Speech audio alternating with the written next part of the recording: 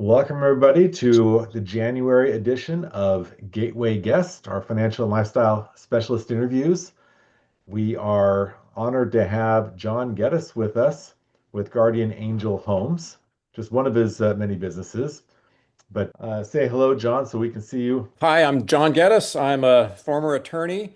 I did some elder law in my day, and then I also became an entrepreneur. I've always been an entrepreneur, but I kind of quit law 25 years ago and branched out to other things, including assisted living.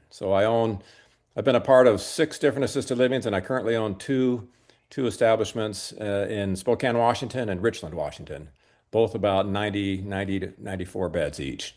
Um, so Fantastic. I've been in this industry since the early 2000s, kind of when it was new or newer.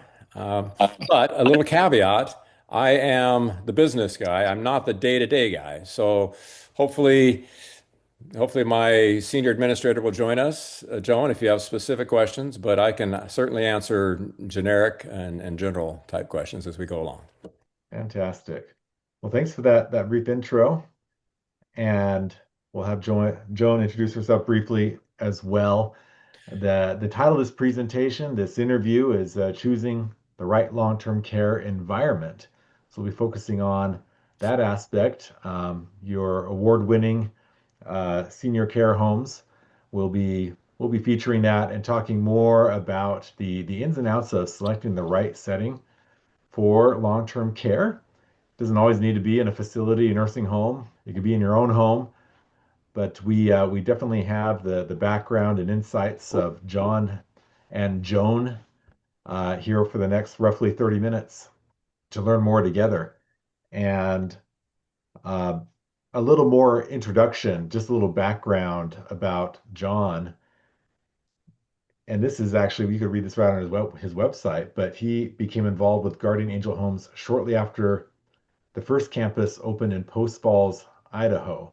So John had recently experienced similar frustrations um, regarding, well, similar, that is, from another relative, when his father, Jim, passed away following a long battle with Parkinson's disease.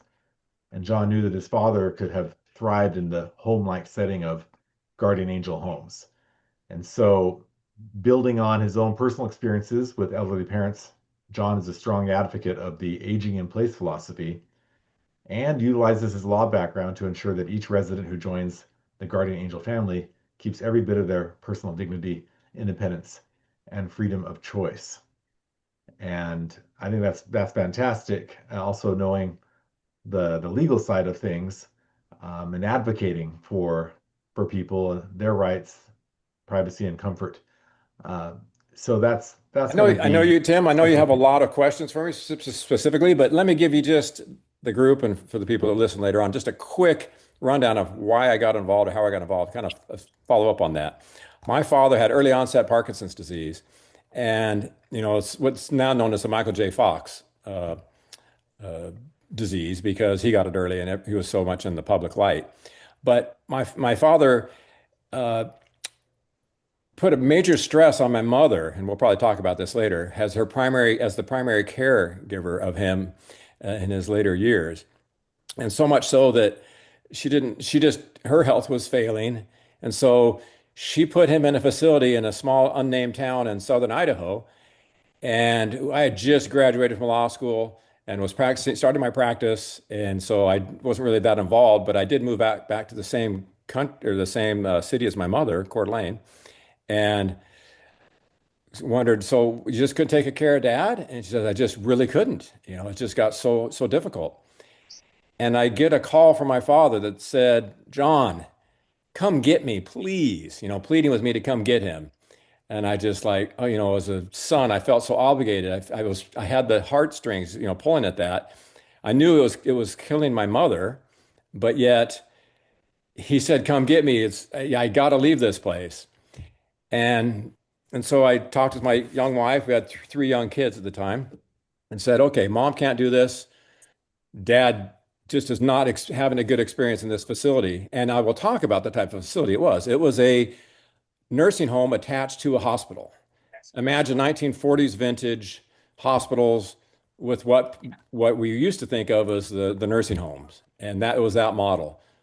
Went down there, it smelled, it was hardwood, it was concrete floors, it was just curtains between him and, 5 or 6 other people in there. It was a very horrible experience. So we went down, brought him home to our own home, and he lived with us. We fixed up our basement, and we actually took care of him in our home for the last 2.5 years of his life. Uh, there was nothing like what we have in Guardian Angel homes existing at that time. Uh, that was pretty much the norm of what you would see out there was very uncomfortable. I mean, it was a stigma to put your parents in a home or, a nursing home, as they called them back then, because they hadn't, the need wasn't there yet. They weren't catering to the upcoming boomer generation that is who we now. I'm a boomer, the last year of it, but that generation that's coming in, and since then they have come up with the small home model, which is what we took and we tweaked it, and we actually won some awards for our model of having a family centered, like a kitchen and a living room area surrounded by 15 bedrooms, all within no hallways. It's all you could see, your room, your door from every place in the facility. And that when I saw that model, many years later when I got involved, it was like, if this had been around, I would have not had any guilt. I would have said, Dad, you're in good hands. These are professionals. We'll come visit you all the time. It's a great place to visit. But back in the day, that wasn't the case. And so we actually did take him in our home. And so I am firsthand familiar with taking care and the stress that it puts on a family, especially if you don't have the skills and he had dementia also. And it's a heavy burden on those that take care of you. In fact, so much so that my mother actually uh, lost a good chunk of her health and ended up with polymyositis because of the care that she had given my father for about 10 years before that.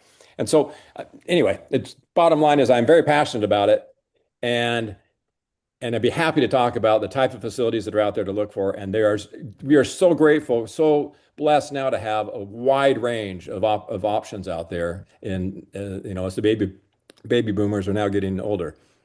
One last thing, and then I'll open up to your questions, is baby boomers are anticipated to be the 85 and over 3 times what they are today by the year 2050 or 2050, and 2 times those over 65. So it's just a huge ballooning of need in this industry. And private industry has done a pretty good job of building. That's how I got involved. It was I built 6 facilities. And we're trying to keep up with the demand, but the demand is still coming. I'm at the tail end of it. I'm 62, but those people that are in there now, late 70s would be the first wave of the baby boomers that are coming. So anyway, I throw it out now. Yeah. That's my background. There's my passion. Yeah. It used to be that rights. It was you went to one of those places and you just lost your rights. One other quick thing, I got to tell you, when I brought my father home, we had helped taking care of him before Mom took him down there for just a little bit, and he needed showering and things like that. And so I'm showering him, and I go, Mom, when did Dad get circumcised? Hope that's okay. And Mom says, No, he didn't get circumcised. I said, Well, yes, Dad's circumcised. So while he was down there, unbeknownst to the family, they circumcised him. Oh my So goodness. that in today's day and age would be, I mean, just no way would that happen. Or if it did, there would be serious repercussions. So, but anyway, that's just kind of an anecdote of how things have changed, and Yeah. and now there are huge safeguards in place for the residents. The ombudsman is there all the time, and they're just a part of the facilities. They're looking out for their care. It's a much different animal than it used to be. And now, with that, go ahead, ask me the 17 questions or whatever you want. Well, you have such a wealth of knowledge and experience. We may not get all 17, but I'm prepared, depending on where this conversation goes. And we also welcome your senior executive administrator, is that Joan, who has joined the chat, I believe, just a few minutes ago. Yes, I have. Webinar, wonderful, Oh, Joan. Joan, So you're here. I'm in. Yes. Well, let me introduce Joan real quick. Joan was our first administrator of the Liberty Lake facility, which is, I think, the one you have a picture of there. Um, yep. and she was such a great administrator that she was got an offer to go to a national brand and was making way more money than we could afford her. And I remember Joan saying, "John, I love it here. This is the best, but I just financially, I just have to take this offer. I'm not even gonna try to have you march or match it. I'm just telling you, I'm sorry, but this is the way it is." And I said, "Joan, I don't care what it is. I'm gonna pay you 20% more." And Joan is still here with us. So that was 20 years ago. So Joan is amazing, and anything she says, she is the expert in all the details. Wonderful. And Joan, just so you know, your camera doesn't appear to be on, but that's okay if it's off, as long as we can hear you. Okay. That will work for us. Okay. And just a quick disclosure before I ask questions, and just a reminder I always say is that this webinar is not intended to be for legal or tax or financial advice. It's only for educational purposes. And John Geddes and Joan and Guardian Angel Homes are not affiliated with LPL or with Gateway Financial Partners, but we certainly can learn a lot from them. And in case anybody has to step away, this is being recorded and will be made available on our public educational resources page within the next couple of weeks after we can do a little editing and have it posted. So my first question that maybe is on a lot of people's minds before you even get into selecting the setting for care is what are the very first signs families should look for that indicate it may be time to consider outside care or a home care facility? If you have a kind of a 1 minute or so response to that, that'll be a good way to kick it off. Joan, take it. Well, what we look for, and when families come in to visit with us, the questions that we ask are, how are medically, how is the person doing? Are they able to shower themselves and take care of themselves in the home? If they're not, then we talk about what we have to offer, of course. But the one thing that we look for is their ability to be alone, and whether that is the right way for them to continue their livelihood. To be alone is a detriment to most seniors as they start needing more help and not really recognizing it on their own. So, especially when they don't recognize the need to help, that Right. is a clear sign. And oftentimes it sounds like cognitive issues are the most prevalent, we say, uh, compared to maybe just a physical disability that Hmm. limits their ability to take care of themselves. Both. Well, I was going to say, John, it's both. It clearly is both because we'll probably talk later on. But most facilities, including ours, have the continuing care aspect, and so we start off with independent living, if you would like. And a lot of people, the first step is to downsize from their big home, which is Hmm. huge, into one of our duplexes, two-bedroom duplexes, and that's a huge step. But you recognize, especially if you're not getting younger, and even physical things are hard to do, it's the first step to things like having your meals if you want, having your landscaping taken care of for you, even have housekeeping and things like that. So and a lot of most, I would say, John, wouldn't you agree? Most everybody in our independent are perfectly in their right minds. Not always. If it's a Okay. couple, sometimes you'll have one person that will need more cognitive Oh, care. sure. If a couple moves in together, correct. Yes. And that's what we find a lot when they're downsizing from a big home that they can no longer take care of. Good point. And speaking of homes, what would you say, what percentage of the time would staying in their own home make sense when somebody needs care? How practical is it, whether they have somebody to care for them or a family member to care for them or not? John, do you want me to take that? Yeah, go ahead, John. Yeah, Phil. Well, it's not practical because when you start seeing those changes, in most cases, it doesn't get better, it only progresses. And as you see that progression, when you have the continuum of care where you can start out with independent living and still be together as a couple or move in as a single person and have the lawn taken care of, the house taken care of, meals if you choose to have meals. That is the best way to get started without them feeling like they're going into a medical facility. Um, and then, as of course, their needs change, the continuum of care is so important. Thank you. And from your experience, what would you say are the biggest misconceptions families have about adult care facilities or even in-home care?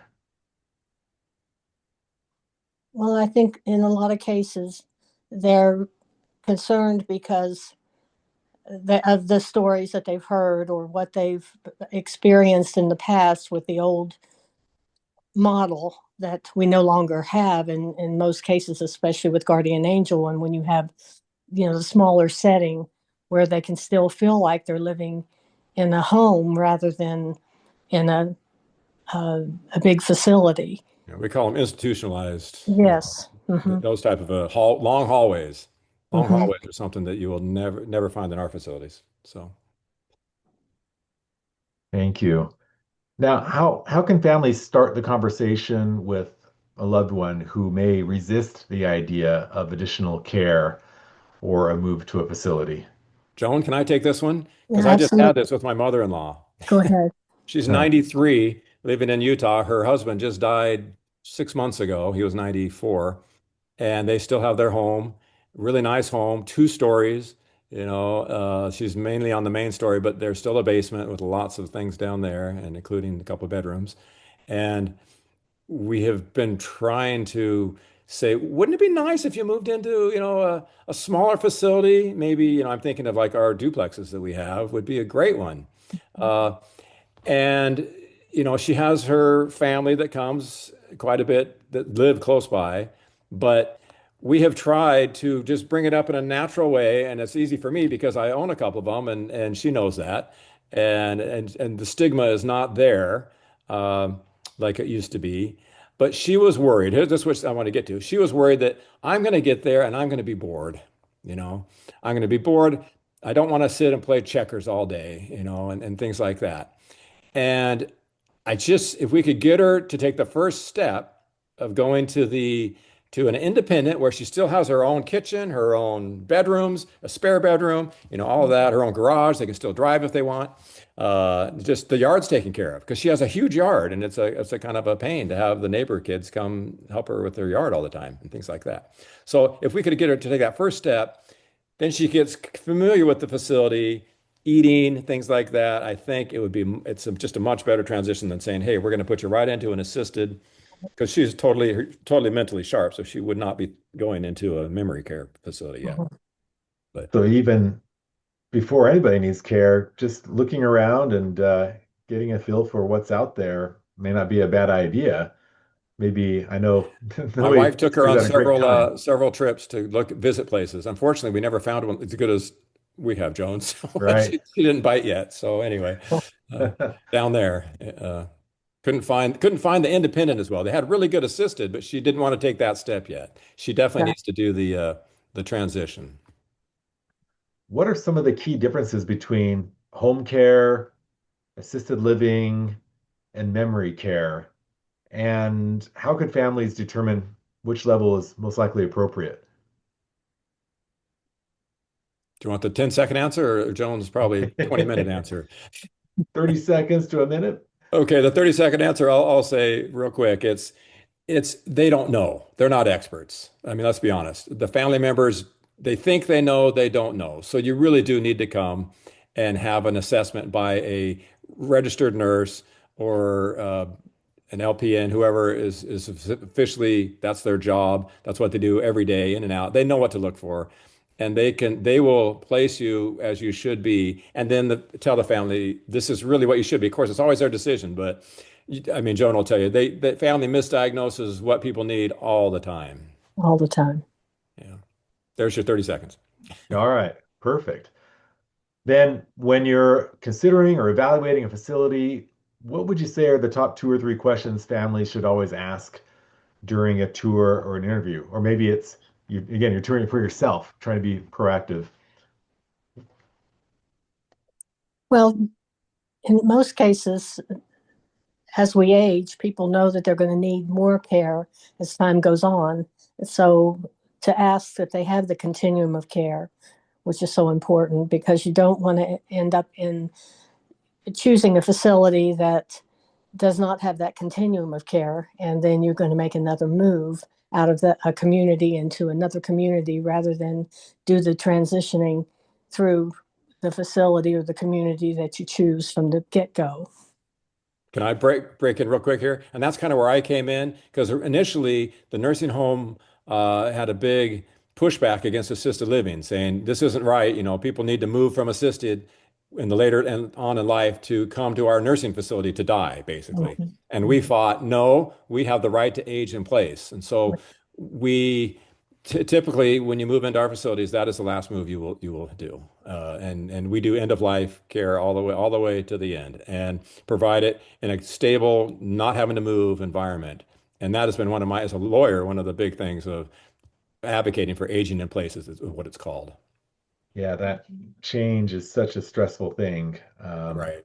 I've learned, no matter how nice it is, but to maintain that comfort. So, are there certain red flags that stand out, maybe that families should watch out for when touring or researching a care provider? Joan? Well, they need to look at the nursing aspect of it as far as not just the fact that they're moving into an independent living, but as things change, how much nursing is available. Will it be all the way to end of life care rather than, again, making that move? Um, when the continuum of care is there, then they know that they're a part of that community and can remain there with their friends and the people who become a part of their family until the time that they no longer are with us. Real quick, the first 3 years that I was involved, we had an independent management company out of Seattle. And we come to find out they were moving people out when their care started rising. And it's Mm-hmm. like, what are you doing? This is not the purpose of this. And so we changed with them and we actually took on the management ourselves. And Joan and our other administrators were a big part of implementing that. And Joan, remember, we went from a high level of independent people and then just low level care. Very soon we had the majority of the what would you call them? The heavy memory care and the Heavy heavy memory care, care. yes. Yeah. And then we kind of got known for that in the community because a lot of the assisted living facilities, they were like, no, you got to go now. And that's exactly the opposite of what you should be looking for. Thank you. What fears or concerns do you think families express the most often? And how do you typically help them navigate those worries in this process? Well, there's always the financial aspect of it, as well as, again, the nursing aspect. But the financial aspect to know that they're going to be able to remain there and be able to afford to stay where they've already chosen to move into and not have to move again, which is where we come in with we do have a Medicaid contract to where as financially they do their spend down, there is a possibility that they could be on Medicaid toward the end of their life and not have to make another move. Right. And I For know, those who don't know, Medicaid only pays us as the owners like half of what it costs to take care of a resident. And so we're not allowed, financially not allowed to take people on Medicaid initially because we would be bankrupt. So, we have to keep the doors open for everybody. But we do allow them to spend down, obviously. And once they have, so we do have a certain percentage, roughly 25% of Medicaid residents at any given time. But that's something that when families are looking, it's a huge selling point, not knowing how long any of us are going to live, that there is a possibility that that's there for them in the future. And there are facilities that do not even take Medicaid. And so when your money's gone, you're gone. You might have lived there, 6 years, 7 years, and you've done the spin down. The spin down is the money is gone, and you're needing to find a place that will take Medicaid, which is almost impossible to find. Yeah. That is a big red flag. That's a good segue to more to the financial questions that come up. So I would ask, for those trying to plan financially, what more specifically, what cost factors should families be most aware of, and how predictable can they be over time when preparing for potential care? Can I take that one just real quick? Yeah, go ahead. Um, as an attorney, I used to do estate planning and financial planning also. And it's interesting how many people wanted to have leaves a large chunk for their posterity. And that was kind of like how they valued their life, is how much they could pass on to the next generation. Uh, I did my best to say, this is your life. You should spend it while you're here and let your kids do whatever your kids should do. And you're probably not doing them any favors if they think that they're just going to hang around and wait till grandma and grandpa die and they're going to get this inheritance. So uh, I guess what I'm going with that is I think most in this baby boomer generation have their own homes and they're mostly paid off. And so you don't think you have enough cash around. For example, my mother-in-law is right there. She thinks she's the poorest person in the world, and yet she owns probably a $900,000 house there in Utah, and probably has two or $300,000 in the bank in CDs. And yet she still thinks that assisted living will be, too expensive for her. Uh, and that's just her generation. I mean, I don't fault it. That's the generation. They grew up. She was little pre-World War II when she was born. So that's just where they come from. But somehow the people involved the children especially, need to recognize that the money is there for their parents. They should give them the best, allow them to have the best experience in their later lives because they've earned it. They really have earned it. The grandkids, Yeah. they've got their life to develop their nest egg. You've already made your nest egg. You've already earned it. Spend it as you want to. Go to one of the nicest facilities out there. Why not? Enjoy it. Okay, there's my two Sounds cents. like, well, it sounds like communicating, having that discussion as family is really key ahead of time. Whether it's money set aside, whether it's insurance or some combination, or not Medicare, Medicaid, um, as long as there's a discussion about what can we use, what's available, so it's not stressful or worries about whether we should or should not be spending this money. Especially the person receiving care might be pushing back, is what I've learned. They might say, "Yeah, don't spend on me," Exactly. but it's their family's lifestyle that gets turned upside down if they don't bring in the right kind of care, and then be able to be there for their loved ones on their terms that are realistic. Would you agree that's what you see more of, is allowing families to come on their own terms so that it's not always a stressful situation? Well, they need to know the facts, and that's the issue, that when people start coming in to ask you questions, to be able to give them the facts of what this comes down to once they spend their nest egg and have received the care, been in a community, that there's a possibility that they could have a Medicaid contracted community. There are some communities that don't even take Medicaid, so therefore you're just out, and you may have spent $500,000 at a facility that does not honor Medicaid, and you're out. Then you're looking for a place that has the Medicaid contract that will take you in coming in the door, and it just doesn't happen anymore. See, thank you. And so, if a family is debating whether now is the right time, what questions should they be asking themselves to gain more clarity? Well, the adjustment in moving into a community, the adjustment comes easier in most cases that I've seen, comes easier if they help make that decision to move into the independent and do the transitioning as they need it. Um,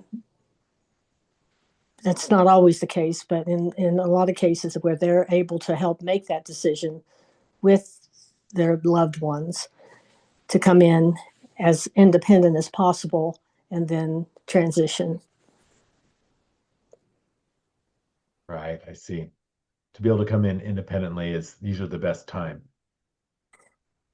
And, Well, as we and know, most people don't do that. Most people come and say, "Hey, grandma was here for Christmas, and she's definitely in need of care. We got to do something." And then they all get together and try to make a plan. That's not the best time, but that's the majority of what happens, I think. that is what happens. Thank you. So, are there some good resources, maybe online tools, checklists, or organizations that you would recommend families use as they research options? There are a lot of resource guides that you can get for seniors that will help you with a slew of questions to ask. I have folks that come into the building and they've got their list, and the list is they've gotten from some source resource about senior care, and they need the answers to all of those questions. So there are different guides. You can also, go online and look at the different facilities, of course, which will also have guides to look for to what to ask. But a lot of times they will not even mention the Medicaid contract because of not accepting it. So they don't disclose that to you. And if you don't know to ask that question, if you've got, you know, a certain amount of money to spend, 3 years private pay, 5 years private pay, or more, and then the money is gone, then you do have that resource if you're looking at a facility or a community that has the Medicaid contract, because you don't have to carry a Medicaid contract. My cat meowing at the door reminded me of another thing is you should ask if they allow pets if your Oh, pet is like your child. that's a So big one. that is one. That's a big one. Yeah, yeah, that emotional support that can be big. So, how do you see the future of adult care evolving, especially as the aging population grows? Do you have a sense of where things are headed more? I mean, this obviously what you've done was a bit of a revolution in care. And what's next?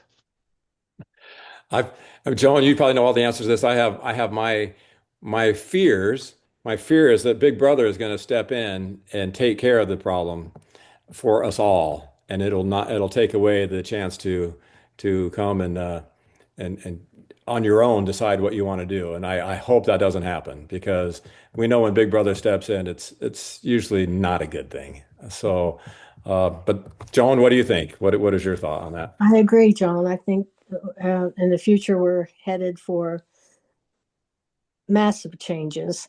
There'll still be those people that will be able to fund their senior living, but then there will be those that they won't have the choices that we have today. All right. Thank you. So, Big Brother meaning government I may didn't have want a to say the bigger. word, but I'll I am say being recorded, so it. So, right. We want to control what we can control, of course. And a lot of that may come down to legislation and rules. But the more you can communicate, I think, is the key as family, as loved ones.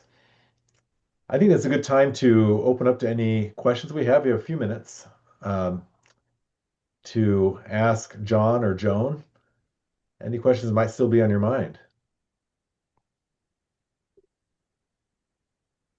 Okay, let's go ahead and have you, Julie, unmute.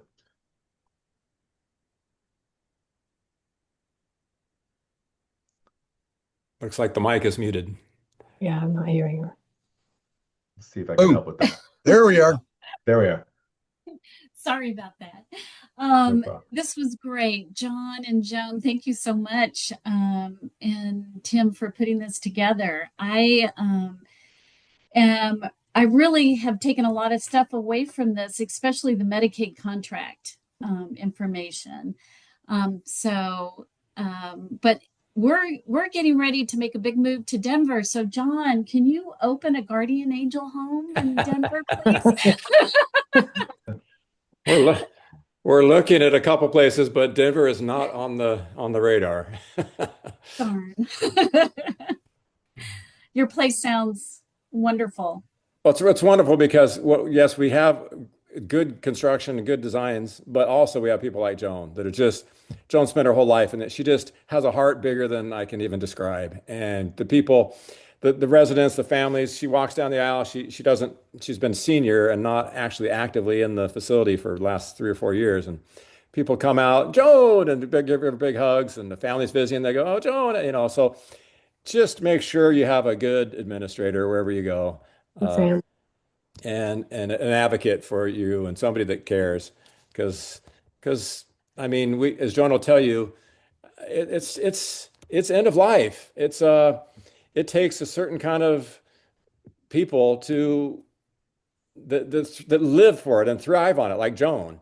And Joan would have memorial services for their residents that they become family. And oftentimes we have more of our caregivers show up to these than the family members. And because a lot of them, when they put them in the home, they think basically, they're dead to us now, kind of. And that's kind of sad, but that does happen. But yet, as Joan will tell you, every life is rich and rewarding. Absolutely. Sometimes we're the only ones crying at the funeral because we've been able to share the last part of their lives with them. Good point. And so real connections, relationships are made. And those who want to see more of what Guardian Angel Homes looks like as an example of maybe what you want to look for in your area, I put the website right there, Guardian Angel, that's singular angel. There are other companies that have similar names. guardianangelhomes.com. They have a gallery that takes you to their Facebook page, and you get a good sense of not just how it looks, but the activities that they do, and obviously the relationships that can be made there. But yeah, great starting place to get a feel for it. And I know that Libby's mother was in a terrible accident and has had to receive care since then, and she benefited from a very similar setting that I think may have been inspired by her Poncho's relationship with John, and helping to select that. But we know it matters a lot. Other questions?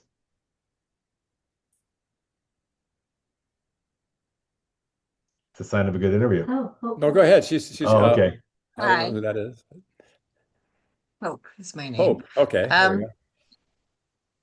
I need tricks. I need help with convincing parents that need to go. I need a whole binder on what are the different, you don't want to say games, but I'm really in a tight spot with trying to convince people that ultimately know they need to go to independent living. They even have a place picked out, but it's the step. It's oh well, maybe one's not doing too well, and oh, we better think about it seriously. Then that person gets better. Oh, then we can push it off for a while. We're not there yet. We're not there yet. We're not there yet. So I need a whole psychological game plan to say if we had it's that, time. Where's that book? We would print that book, because that is, as Joan will tell you, they know they need it, but they don't do it until somebody's in the hospital or something like that. Well, it's a disaster. They had a fall, and now they just can't. They know they can't bring him home. The other key to that I'd like to mention is if you wait until something catastrophic happens, you may not be able to go into independent. You may not be able to go into assisted. It may be a nursing home where you don't have a choice, where when you're still capable of helping to make the decision and still capable of getting around, assisted living or independent living is an option. You don't want to wait until that option's taken away by something health-wise. It's much easier to move into assisted living and stay there than it is to try to move into assisted living when you actually are nursing home candidate. Right. So, Well, that's why even independent living on it, we'd like them to start with. They know what happened to my husband's parents, which was the tragic accident. You have to scramble at the last minute to find a place. So they've seen that and they recognize that. I played the game of wouldn't it be better for both of you to get to a new place and get acclimated to it and make friends and know the staff. So if one of you passes, the other one feels comfortable, not having to place one of them after a recent death. And I've tried all the things I can think of to try to get the first step, but it's just hard. one thing I can think of there is like our independent. I told you we have 20 duplexes. We always have a waiting list for those. So you need to tell them, if you want to get in there, you get on the waiting list. And even if the time comes where your name comes up and you're still not ready, well, at least you were there. So that's one way to get them back on the list of getting it on the list itself. Yes. Maybe I start there. Yeah, you can always give up your place on the list when it comes, but at least you have it when it comes available, right? That's a very good point. We have time for one more question if there are any. I